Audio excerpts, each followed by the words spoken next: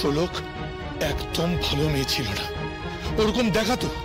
ওই যে দত্তা সাহেব, রাতারাতি দত্তা সাহেব ওর বাবা হয়ে গেল, বিজনেসের জন্য টাকা দিল, আর শোলক সার্থককে ছেড়ে চলে গেল। কি নোংরা একটা লোক!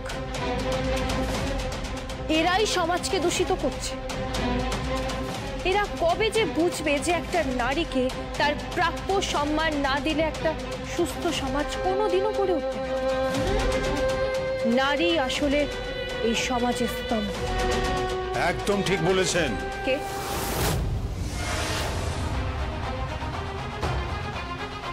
আমি। হ্যাঁ, আমি।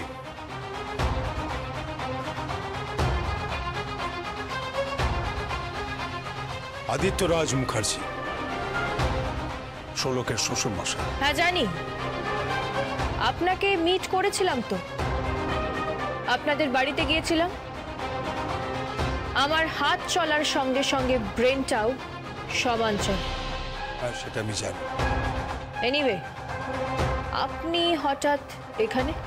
শুনলাম পল্লবকে নাকি বেল করিয়ে নিয়ে গেছে, আর বাজির দোকানের লোকটি পল্লবকে আইডেন্টিফাই করেছে যে পল্লবই নাকি ওই বাজির দোকান থেকে সমস্ত বাজি এবং বাজির মশলা কিনেছে। হ্যাঁ, আইডেন্টিফাই করেছে। চোরের মতো লুকিয়েছিল প্রথমে, তারপর ধরা পড়ছে। তাহলে বেল পেল কি করে?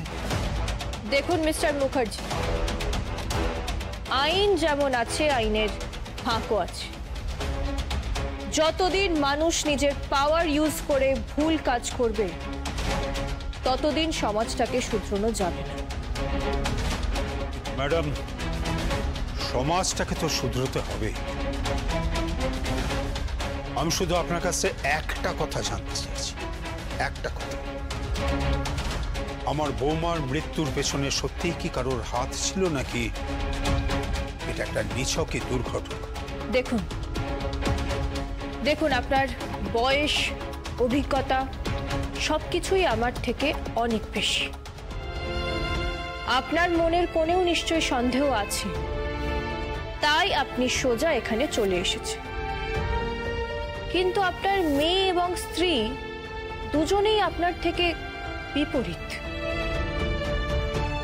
আপনাকে দেখে ভালো লাগলো যে মেয়েটি মারা গেছে, শোলক খুব কষ্ট করে বড় হয়েছিল, শহরে এসে নিজের জায়গা তৈরি করেছিল।